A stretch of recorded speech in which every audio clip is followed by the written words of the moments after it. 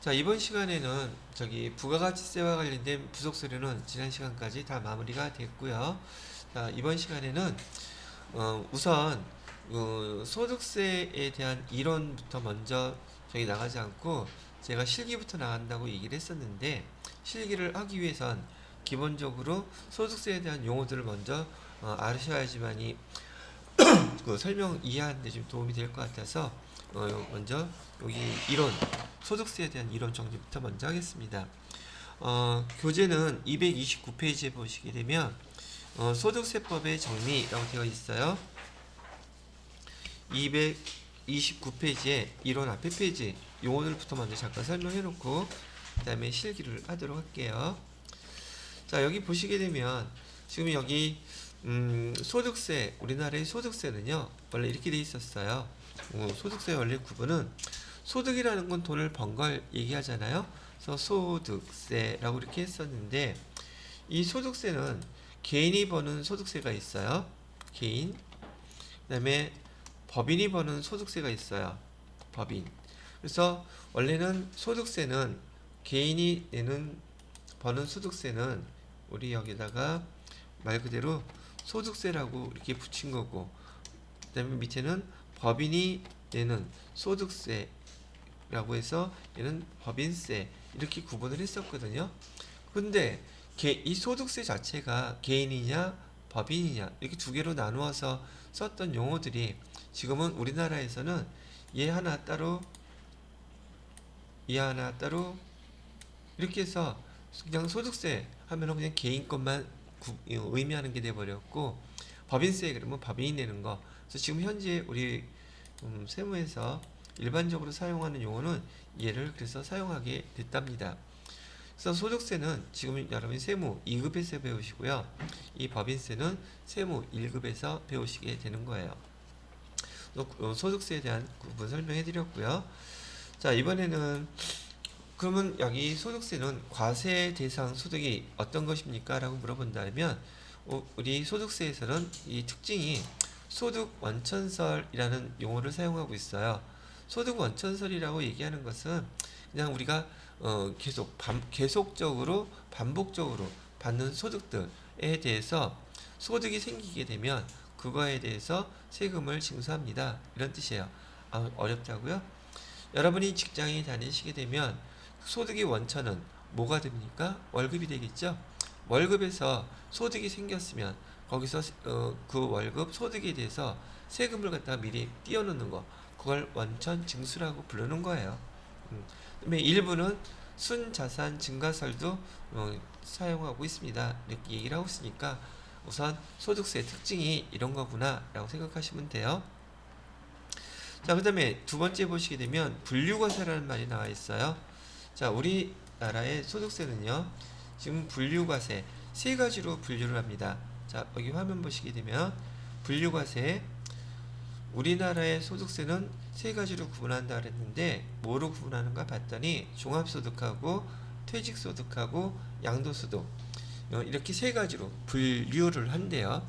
여기서는 용어가 분류과세, 분리과세 이런 용어들이 많이 나오니까 우리나라 소득세는 몇 가지로 분류한다고요? 세 가지로 분류한다고요. 어떤 거로 구분한다고요? 종합소득, 퇴직소득, 양도소득. 이거 기억하고 계셔야 돼요. 이 세 가지로 구분을 합니다. 그러면 종합소득이라는 것은 여기 세 가지 다 개인들에 대한 것들이에요. 개인들에 대해서 소득이 발생하게 되면 여기 소득세를 납부해야지 되는데, 종합소득은 여기 종합과세라고 되어 있죠. 종합소득에는 6가지가 있습니다. 이자소득, 배당소득, 사업소득, 근로소득, 연금소득, 그 다음에 기타소득 6가지로 구분이 돼요. 자, 그러면 지금 여기 소득의 분류를 갖다가 지금 여기 나온 것 다 똑같은 말인데, 여기 종합소득, 퇴직소득, 양도소득 세 가지 분류하는 것 중에서 이 종합소득 안에 포함되어 있는 게 지금 이 6가지가 나와 있어요. 그래서 이 종합소득 6가지도 기본적으로 암기하고 계셔야 됩니다. 순서대로요. 그것도 자, 그럼 간단하게 정리부터 하고 넘어갑니다. 우리나라의 소득은 몇 가지로 분류한다고요? 세 가지. 뭐뭐뭐라고요? 종합소득, 퇴직소득, 양도소득 세 가지로 분류를 해요. 이렇게 분류를 하고 그러면 종합소득은요. 뭘 종합해 놨다는 뜻인데 그 종합소득 몇 가지가 있냐면 6가지가 있어요. 그래서 여기 순서대로 이자소득, 그 다음에 배당소득, 그 다음에 사업소득, 그 다음에 근로소득, 연금소득, 그 다음에 기타소득 이렇게 6가지로 구분을 한다는 얘기예요. 그리고 여기 나와 있는 요 이자소득하고 배당소득을 갖다가 앞으로 우리는 금융소득이라고 부를 거예요. 두 개를 합쳐서 뭐라고 부른다고요? 금융소득이라고 부른다. 요 용어들이 이제 여러분들이 여기서 이걸 구분해 놓지 않으면 교재를 읽어봐도 다 그게 그 말 같아서 구분이 안 간단 말이죠. 그래서 그걸 미리 정리를 해드리기 위해서 사뭇 여러분들 그 재무회계 처음 배우기 시작할 때 재무상태표의 계정들 제가 암기하라 그랬었죠. 암기해 놓으니까 도움이 많이 되죠. 여기도 마찬가지로 소득세법에 대해서 분류과세, 소득세는 세 가지로 분류한다. 요 말 알아들으셔야 되고 두 번째 그 분류한 것 중에서 종합소득, 퇴직소득, 양도소득 세 가지로 분류를 합니다. 그러면 종합소득은요 차이점이 뭐가 있는가 봤더니 세금을 왜 이렇게 세 가지로 분류를 하느냐고요. 종합소득은요 과세기간이 1월 1일부터 12월 31일 날짜가 아예 딱 정해져 있어요. 그러면 날짜 이게 변동되는 예외사항은 두 가지가 있는데 사망했을 때 만약에 뭐 연중에 기중이 사망을 하게 되면 1월 1일부터 사망일까지고요. 그 다음에 외국으로 이민 가는 경우 있죠. 이런 경우에는 이민 가는 날 종합소득의 과세기간은 얘가 12월 30일 1월 1일부터 12월 30일이 그냥 정해져 있는 거라 그랬어요. 거기에 반해서 여기 퇴직소득이나 양도소득 같은 경우에는 1년 단위라는 게 아니라 얘는 저기 퇴직소득 회사 직장에 다니게 되면 1년마다 퇴직할 일은 없잖아요. 그죠? 그러다 보니까 퇴직소득도 양도소득은 만약에 집을 하나 샀다. 그랬을 때 얘 팔 때 1년마다 팔지 않잖아요. 그죠? 그래서 얘네들은 특징이 장기간에 걸쳐서 발생하는 소득이기 때문에 세금을 계산하는 방법이 똑같을 수가 없어요. 그래서 세금을 계산하는 방식이 다르기 때문에 우리나라의 소득세는 세 가지로 분류해서 구분을 하고 있어요. 분류하는 이유는 뭐다? 세금을 계산하는 방식이 다르기 때문이에요. 거기에 반해서 이 종합소득은 이렇게 1월 1일부터 12월 31일까지 딱 정해져 있고요. 이 종합소득 안에는 지금 이 6가지의 소득을 개인이 소득이 발생했다고 하면 얘를 며칠날 5월 달에 납부를 하게 돼 있어요. 신고납부. 날짜는 이렇게 바꿔놔야겠고요.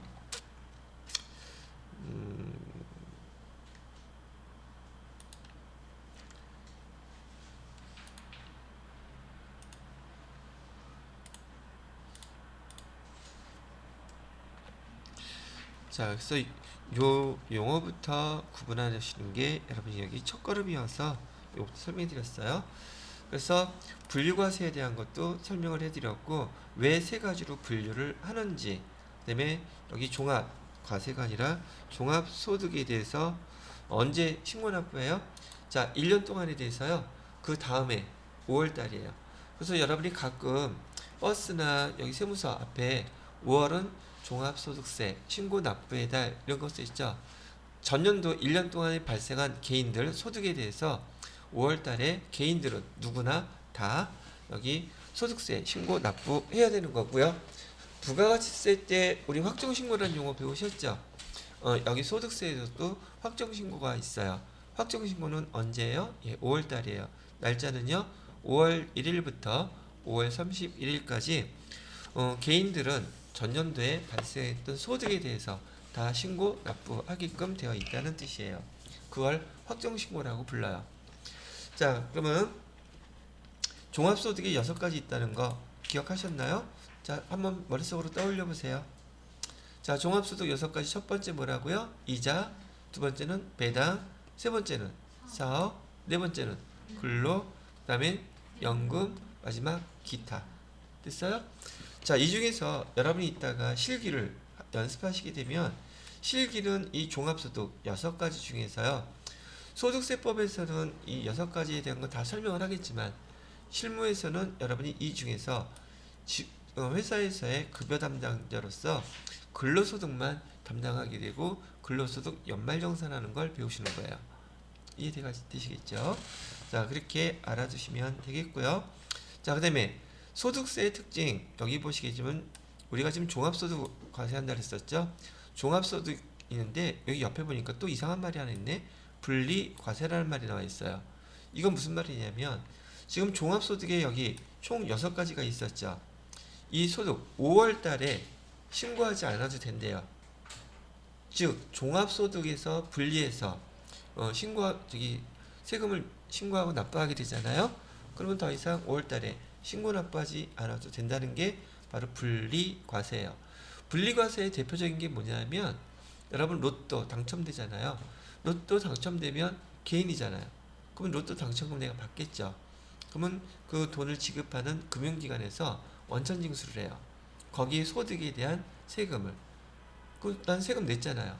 그럼 그 소득에 대해서 5월 달에 또 신고 납부한다? 안 한다고요. 그게 분리과세의 의미예요. 그럼 분리과세란 뭐에서 분리한다는 뜻? 종합소득에서 분리한다는 뜻이에요.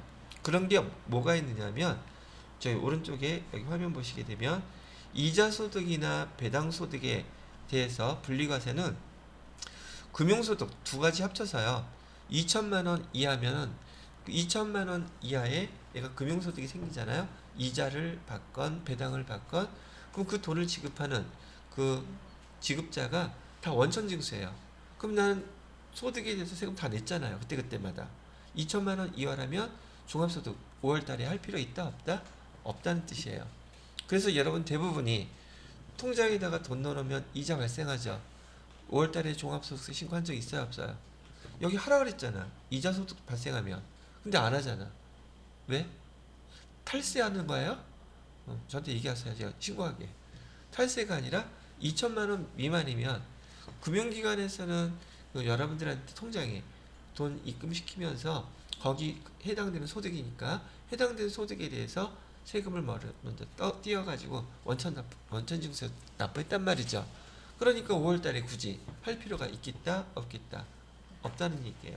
그래서 이자소득과 배당소득에 대해서 분리과세는 일단은 2천만 원 이하인 경우 여기 분리과세다 이렇게 생각을 해두시고요. 두 번째 주택 여기 사업소득에 대해서는요. 이거 잘못했다. 사업소득에 대해서는 100만 원이 기준이에요. 저기 우리 개인 회계 원리 배우실 때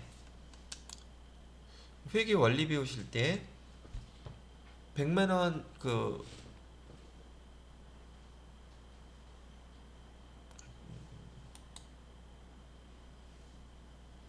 이렇게 뭐 헷갈리겠는데.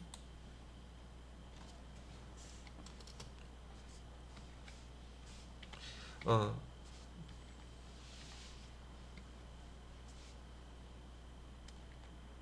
100만 원이 아니라 이거 써놔야겠다.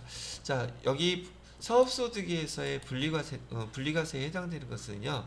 보통 그 주택, 임대소득 있잖아요. 집에서 옛날에 얼마 전까지는 말이에요. 우리네 부모님들이 퇴직하고 또 돈 모아서 주택 같은 거 하나 임대하고 임대료 받고 막 그랬었잖아요. 사업자 등록증 내지 않고 그냥 했었는데 지금은 다 사업자 등록증을 내야지 돼요. 그래서 주택 임대소득에 대해서 2천만 원 이하인 거는 분리소득에 해당돼요. 사업소득 중에서. 왜?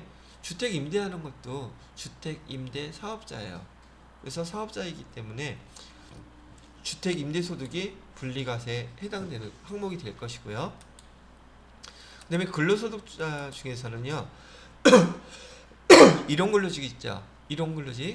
일용근로직들의 그 급여는 소득은 다 분리과세예요.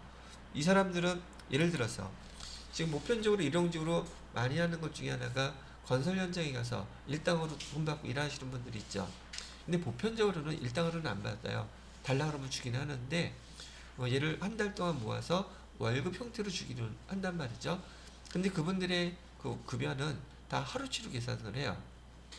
그래서 저희 일용근로자가 받는 급여는 여기 근로소득에서 분리과세, 즉 분리과세의 의미는 뭐라 그랬어요?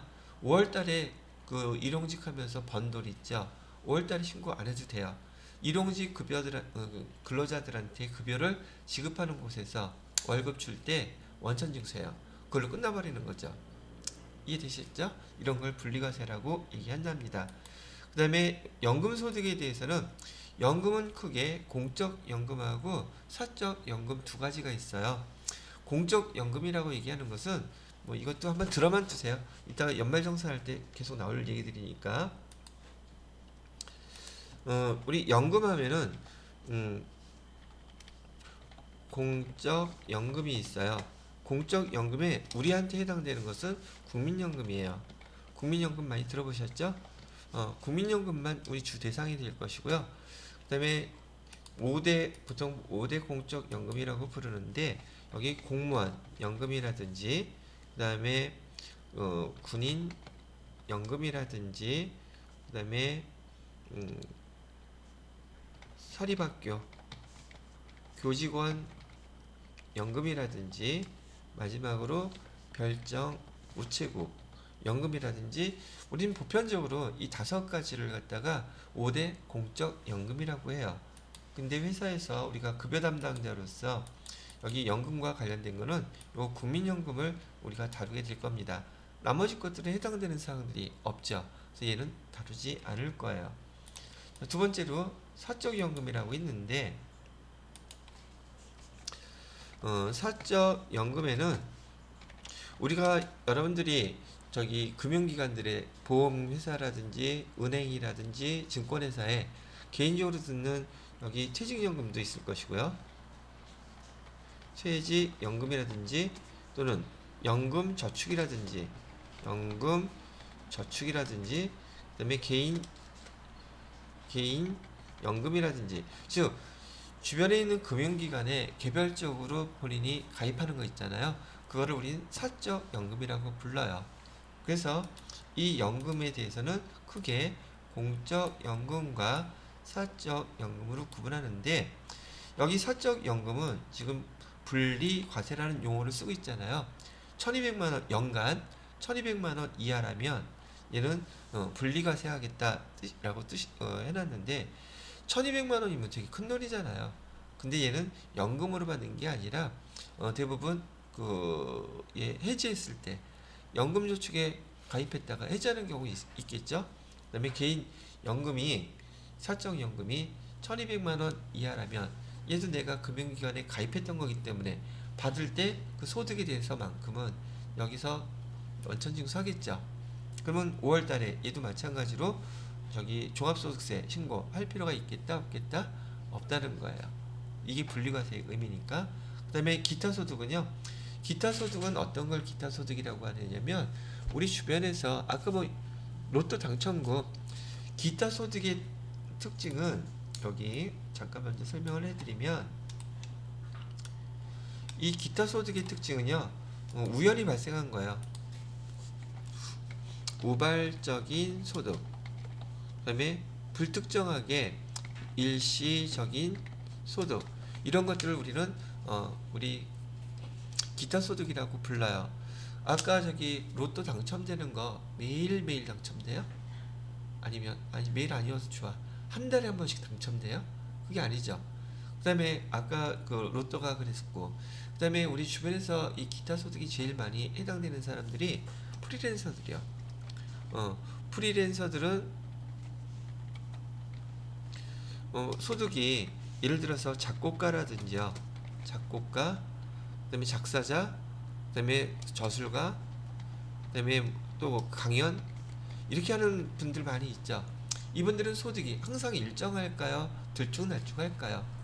예전에는 요즘 코로나 있기 전에는 가수들이나 코미디언들 행사 같은 게 많으니까 등등 거기 나가서 수입이 있었겠지만 지금과 같은 상황이라면 그들 소득이 그나마도 불특정한데 일정하지가 않겠죠. 이런 소득을 뭐라고 부른다? 우리는 기타 소득이라고 부른다고 기억하시면 되겠다는 얘기다. 여기 분리과세는요. 기타 소득인 경우 연간 300만원 미만이라면 얘는 분리과세 즉 300만 원 소득을 받을 때마다 거기 돈을 지급하는 쪽에서 그 소득에 대해서 원천 징수를 해요. 그래서 얘는 5월 달에 종합소득세 신고 납부할 필요가 있겠다 없겠다 없다는 뜻을 얘기해 드리고 있는 거예요. 되셨죠? 자, 그런 다음에 또 여기서 하나 설명해 드려야 될 게 뭐가 있느냐면 여기 보시게 되면 완납적 원천징수란 용어와 예납적 원천징수란 용어가 있어요. 완납적 원천징수는요, 원천징수한 세금 한번 내고 그걸로 끝나는 걸 갖다가 완납적 원천징수라 그래요. 사뭇 여러분들 보통 예금 통장에 돈 넣어놓고 이자 받죠. 이자 받게 되면은 거기 원천징수 한다 그랬죠. 그러면 또 세금 낸다 그랬어요, 안 낸다? 얘가 완납이 되는 거예요. 근데 반대로 예납적 원천징수라고 얘기하는 것은 여러분들이 매달 직장에서 월급 받을 때마다 월급에서 세금 떼죠. 소득세. 그거는 완납적 원천징수일까? 예납적 원천징수일까? 하나 예를 들어 볼게요. 자, 여러분 급여에서 매달 10만원씩 세금을 떼었어요. 그러면 12달 동안 얼마를 떼어놨겠어요? 세금 120만원을 떼었겠죠. 매달 여러분 월급에서 10만원씩 세금을 해놨으니까. 그런데 여러분들은 직장 다니면 연말정산한다는 얘기를 알고 계시죠? 연말정산 왜요? 그게 바로 조금 전에 말씀드렸던 것처럼 여러분의 1년 동안 소득에 대해서 정확히 세금을 얼마 내야 되는지를 계산하는 절차가 연말정산이에요. 그래서 그 연말정산을 해서 세금을 1년 동안 여러분이 그 회사에서 소득에 대해서 세금을 계산해 봤더니 50만원 나왔어. 근데 나는 지금 매달 얼마씩 내놨어요? 그러면 그 10만원씩 띄었던 게 세금이 정확한 게 아니었다는 뜻이죠. 1년에 한 번 내야 되는데 그 금액이 커질 수가 있으니까 매달 월급 받을 때마다 일정한 부분씩을 띄워놨던 거예요. 그럼 비교해보면 1년 동안 내 월급에서 세금 띄워놓은 건 얼마? 120만원. 연말정산해보니까 계산된 결과 내가 내야 될 세금이 50만원으로 결정됐죠. 금액이 얼마가 차이나요? 그거 환급받는 거예요. 그래서 연말정산이라는 것은 여러분의 여기 종합소득은 1년 단위라 그랬잖아요. 1년 동안의 소득에 대해서 세금을 정확하게 내가 얼마를 납부해야 될지를 계산하는 절차가 바로 연말정산이라고 부르는 거예요. 그리고 매달 월급 떼어놨던 거 있죠? 여기 보시게 되면 예납, 얘는 돈 미리 내놨던 거죠. 그래서 여기 예납적 원천징수의 대표적인 게 여러분들의 급여에서 매달 띄는 그 세금이 예납적 원천징수에 해당된다고 얘기를 해드리는 것이랍니다. 이해되셨나요? 자, 됐어요. 자, 그러면 구분할 것만 한번 다시. 자, 우리나라의 소득세는 세금을 몇 가지로 분류한다? 세 가지로 분류한다. 그 중에서 종합소득은 뭐뭐가 있다? 6가지. 이자소득 이런 것들이 있더라. 되셨나요? 그래서 여기 종합과세와 종합과세에서 분리되는 분리과세, 그 다음에 분류과세는 조금 전에 설명했던 것이고요. 되셨나요? 자, 그 다음에 우리나라 소득세의 특징이 뭐냐면 인적공제제도라는 게 있어요.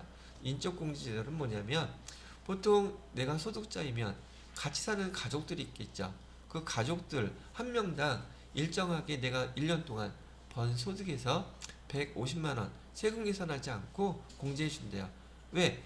부양가족이 있으면 뭐 먹고 살아야 되는 건 있어야 될 거 아니에요. 무조건 번 돈에 대해서 세금을 다 계산하는 게 아니라 부양가족에 대해서 한 명에 얼마씩 기본적으로 그 세금을 번 소득을 공제해 줘요. 근데 무조건 부양가족이라고 해서 다 공제해 주는 건 아니에요. 이따가 배우시겠지만 그 해당되는 사람만 공제를 해줄 거. 그걸 뭐라고 부른다? 인적공제제도라고 불러요. 자, 그 다음에 우리나라 소득세는요, 개인, 가족 구성원이 누가 있든 간에 돈을 벌게 되면 개개인별로 세금을 내라고 하지, 한꺼번에 내라고 하지 않아요. 실제로 여기는 교재에서는 가족 단위 합산하지 않는다고 되어 있는데, 이해하기가 좀 편하게 제가 옆에다 하나 설명해 드리면, 미국 같은 데에는 부부 합산제도가 있어요. 뭐가 있다고요? 부부 합산제도. 그래서 우리나라는 개인 단위로 부부라 할지라도 둘 다 소득이 있다면 또 자녀도 소득이 있다면 각 개개인별로 소득에 대해서 세금을 계산해요. 근데 미국에는 부부 합산 제도도 있거든요. 또 우리 원칙이 가족 단위로 합산해서 세금을 부과하지 않는다고 되어 있죠. 그래서 우리나라의 소득세법의 특징은 뭐다? 개인 단위 과세를 한다. 지금 여기 배우시는 내용들이 나중에 여러분들 여기 시험 문제에서요, 소득세 이론에서 나오는 용어들이에요. 특징들 전반적인 걸 물어보는 거기 때문에 여기에서 한 문제가 나온단 말이죠. 가장 기본적인 용어들은 알고 계셔야 될 것 같아서 미리 설명을 해드리는 거예요. 자, 그 다음에 우리나라에서는요, 7단계 초과 누진 세율 제도를 사용합니다. 이건 어떤 의미냐면, 보통 우리가 알고 있기로 돈을 많이 버는 사람은 세금을 많이 내야 되겠죠. 그럼 돈을 적게 버는 사람은요, 적게 내게 되겠죠. 그래서 일단 7단계라고 한 거 보니까 세율이 현재로서는 7단계, 내년부터는 8단계로 넘어갑니다. 그래서 세율이 참고로 한번 미리 얘기해 드리면은, 지금 우리나라에서 소득세에서 최저 세율은 6%예요. 소득 금액의 몇 퍼센트? 6%가 최저 세율이란 말이죠. 그 다음에 여기다가 9%를 더하시게 되면 15%가 돼요. 그 다음에 소득이 15%고요. 그 다음에 또 9%를 더하게 되면 24%가 돼요. 그 다음에 11%를 더하게 되면 35%가 돼요. 그 다음에는 38%, 3%가 증가해요. 예전에는 우리 소득세 세율, 제가 처음에 이거 봤을 때 우리나라에서 5단계 초과 누진 세율 제도라고 했었어요. 그래서 최저 세율은 6%이고요. 그 다음에 9%씩 증가해가지고 15%, 24%, 우리나라에서 제일 많은 세율 범위대가 대부분 다 여기 들어가 있어요. 여기가 제일 많단 말이죠. 그럼 여기 이제 11% 들어가죠. 그죠? 그 다음에 38%. 여기 차이는 3%밖에 차이가 안 나죠. 즉, 우리나라에서도 전 1960년대, 70년대 이제 경제가 자꾸만 발전하기 시작하면서, 그 다음에 물가도 계속 상승을 했었겠죠. 옛날 저 버스 타고 다닐 때 토큰이라든지 회수권 15원, 20원 그거 내고 다녔어요. 근데 지금 차 한 번 타면 얼마예요? 1,000원 넘어가죠. 물가가 얼마나 많이 상승한 거예요. 그러다 보니까 이 소득도 금액이 점점 커지잖아요. 그래서 세율이 자꾸 늘어나게 된다는 얘기죠. 그래서 여러분들 처음과 끝은 보편적으로 기억 잘 하시더라고요. 자, 우리나라 최저 세율은 몇 퍼센트라고요? 6% 기억할 수 있죠? 5단계였을 때 최고 세율은 몇 퍼센트였었어요? 38%였었어요. 그리고 요 안에 굳이 외워라는 뜻은 아니에요. 참고로 9%를 증가시키고요. 두 번은, 세 번째는 11%를 증가시키면 5가지 세율이 금방 계산이 돼요. 그런데 조금 전에 말씀드렸던 것처럼 우리나라의 그 물가 상승과 경제 발전으로 인해서 소득이 계속 많아지다 보니까 없던 최고 세율을 자꾸 높일 수밖에 없더란 말이죠. 그 다음에 높인 세율이 근데 너무나 많이 높이면 반발이 생기겠죠. 그래서 2%씩 올렸어요. 38%에서 2% 올리면 몇 퍼센트가 돼요? 40% 되고요. 그 다음에는 또 2% 올렸어요. 42%. 이렇게 했더니 지금 7단계가 돼버렸죠. 이해가 바로 우리가 경제가 발전하면서 소득세율도 소득이 많아지니까 세율을 올린 7단계가 됐던 거예요. 그런데 지금 여기 내년에는 여기서 한 단계가 더 올라가서 3% 올려가지고 몇 퍼센트냐면 45%예요. 보통 우리도 선진국이긴 하지만 미국이나 유럽은 예전부터 이렇게 45%이 세율을 적용했단 말이죠. 50%도 하기도 하고요. 자, 한번 예를 들어 볼게요. 제가 알고 있는 기억에 남는 축구 선수는 박지성, 은퇴는 했지만 박지성이 만약에 영국에서 연봉으로 100억을 받아요. 그럼 그 중에 얼마가 세금이란 뜻이에요? 50%가 세금이에요. 반이. 그럼 나머지 100억 중에서 50억밖에 못 받아요. 그것까지 계산한 그 연봉을 줬다는 얘기죠. 근데 우리나라도 지금 내년부터 45%가 돼버리게 되면 여기서 얘기하는 여러분 저기 월급 받을 때 급여 명세서에 보면은 소득세가 있고요. 그다음에 밑에 지방 소득세도 있어요.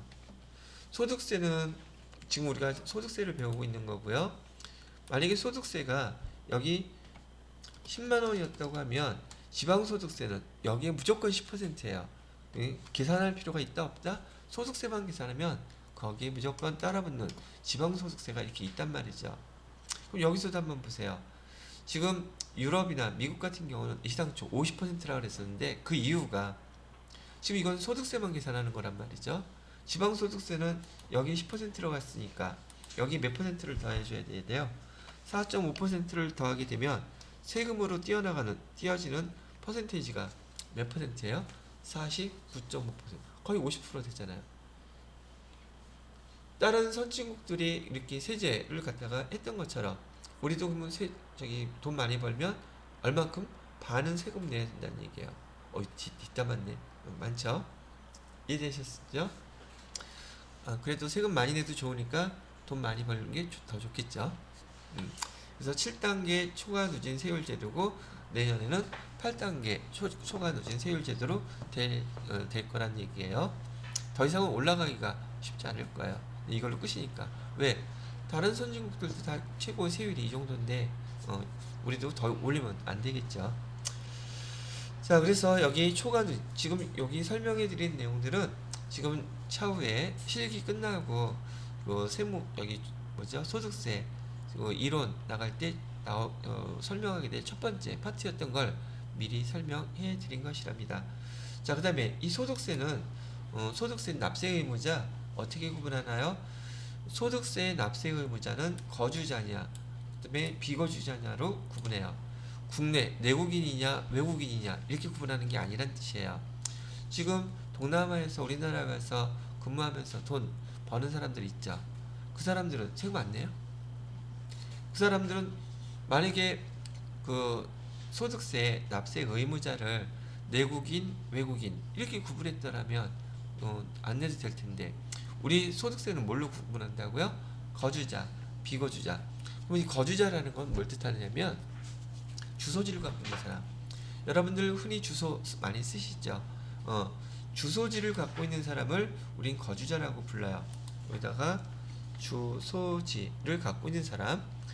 그러면 이 주소는 또 어떤 의미를 갖고 있냐면 그 개인의 모든 기반적인 생활 활동이 벌어지는 장소, 거기를 갖다 주소지라고 불러요. 그럼 기본적으로 거기에 재산이 있을 것이고요.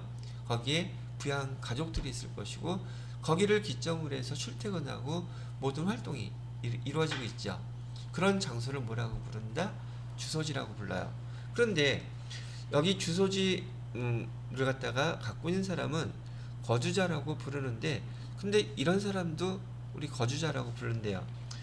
예를 들어서 제가 제주도에서 지금 여기 있다가 제주도에 가가지고 1년 중에 한 반 이상을 거기 있어요. 그러면 제 주소지는 여기 있는데 제가 머무는 곳은 주로 어디서 머물고 있다는 얘기예요. 제주도에 가서 머물고 있죠. 근데 그 날짜가 183일이 넘어가면 183일의 의미는 1년의 반이라는 뜻이에요. 365일을 반으로 나누면 182일 나오거든요. 반 이상을 거주하게 되면 183일 이상 거주하는 곳이 있다면 얘를 갖다가 우리는 뭐라고 부르냐면 거소지라고 불러요. 주소지도 있고 거소지도 있고 즉 누가 됐든 간에 아무리 외국인이라 할지라도 우리나라에 들어와서 183일 이상 즉 1년의 반 이상을 거주하게 되면 거기를 거소지라고 보고 그 사람도 거주자로 본다는 얘기예요. 그럼 이 사람은 국내 소득에 대해서는 다 그 소득세 납부해야 된다는 얘기죠. 그럼 반대로 비거주자는 누구를 말하겠어요? 183일 이하로 있는 사람들은 비거주자라고 얘기하고 이 사람들은 국내 소득에 대해서만 여기 납세 의무가 있습니다. 그래서 소득세법에서의 납세 의무자는 거주자하고 비거주자로 구분한다. 이렇게 기억을 해두시면 되겠습니다. 지금 제가 설명해드린 이 파트가 여러분 교재에서는 229페이지 하고요. 그 다음에 230페이지, 231페이지까지 설명을 해드렸습니다. 자, 그 다음에 다음 페이지에 보시게 되면 232페이지에 요건 용어 때문에 잠깐 설명을 하고 넘어갈게요. 자, 여기 화면 한번 봐주시죠. 조금 전에 설명했던 종합소득 있죠. 종합소득에 이렇게 6가지가 있어요. 근데 이걸 설명하는 이유는 여러분들이 이 이자소득이라는 요 용어하고 이자소득 금액이라는 용어가 아무런 배경 지식 없이 그냥 읽어보게 되면 이자소득 금액이란 뜻인가 보다 똑같은 금액으로 착각을 할 수가 있어서 용어에 대한 구분을 해드리려고 여기 지금 설명을 해드린 거예요. 그러면 얘를 갖다가 통틀어서 소득이라고 보고요. 즉 소득이라는 용어와 여기서 나와 있는 소득 금액이라는 용어가 아예 엄청나게 큰 차이가 있는 용어라는 걸 얘기해 드리고 싶어서 이렇게 정리를 해놨어요. 자, 하나 예를 들어 볼게요. 자세한 것들은 이제 실기하면서 배우시게 될 것이고요. 지금 우리가 주안점을 갖고 배우시는 게 종합소득 중에서도 여기 근로소득에 대해서 배운다 그랬었죠. 근로소득이 예를 들어서 연간 제가 2천만 원이었다고 가정을 해볼게요. 연간 근로소득이 2천만 원이었는데 여기서 비과세 소득, 비과세의 말뜻은 세금을 부과하지 않는 소득이란 뜻이에요. 대표적으로 어떤 게 있느냐면 식대요. 식대는 비과세 소득이에요. 그래서 1년에 120만 원을 갖다 비과세해요. 그럼 내가 번 돈에서 그러면 식대에서 120만 원을 이렇게 100만 원만 합시다. 원래 120만 원인데 계산하기 편하게 100만 원을 갖다가 식대 비과세 한다 그러면 그 다음에 분리과세 또 2천만 원 내가 벌기는 했는데 회사 들어가기 전에 내가 알바를 했어. 일용직 소득으로 200만 원이 있었어요. 근데 아까 일용직 소득은 분리과세라고 그랬었죠. 이렇게 발생했다면 총 수익금액 세금을 부과하는데 내가 내야 되는 총 수익금액은 얼마로 계산이 되겠습니까? 라고 한다면 2천만 원에서 이 두 가지 빼줘야 되겠죠. 빼주면 총 수익금액은 얼마로 계산돼요? 1,700만 원. 1,700만 원 중에서 지금 돈 번 거에서 일정하게 여기 소득공제라는 걸 해줘요. 이것도 연말정산할 때 배우실 거예요. 그렇구나 라고 생각하시면 되고, 그래서 여기 소득공제로 얼마를 해줬냐면 200만 원을 또 소득공제를 해줬다면 걔를 갖다가 우리는 뭐라고 부른다? 근로소득금액이라고 부르는 거예요. 그럼 근로소득금액은 얼마가 나왔습니까? 1,500만 원이 되죠. 그죠? 그러니까 근로소득과 근로소득금액이 같은 말이에요? 다른 말이에요? 다른 말이죠. 근데 이거 안 배우면 여러분이 교재 읽을 때 똑같은 금액이라고 똑같은 거라고 생각한단 말이에요. 그래서 그거 구분하라고 예를 들어서 하나 이렇게 설명을 해드렸어요. 여기에 해당되는 나머지 내용들은 우리가 연말정산 배우고 난 다음에 실기하고 나서 그 다음에 소득세 정리해 드릴 때 한 번 더 자세히 설명을 해드리도록 하겠습니다. 되셨죠? 자, 이론은 여기까지 하시면 될 것 같고요. 지금 실기 나가려고 했었는데 실기를 나갈 수 있는 시간은 아닌 것 같고요. 여러분들 지금 당장 229페이지부터 제가 설명드렸던 231페이지, 232페이지까지 그 내용들 천천히 한번 읽어보시기 바랍니다. 오늘 수업은 일단 여기까지만 하도록 할게요. 그러면 내일은 우리가 아까 얘기했던 대로 실기 자료 나가면서 진도를 나가도록 하겠습니다.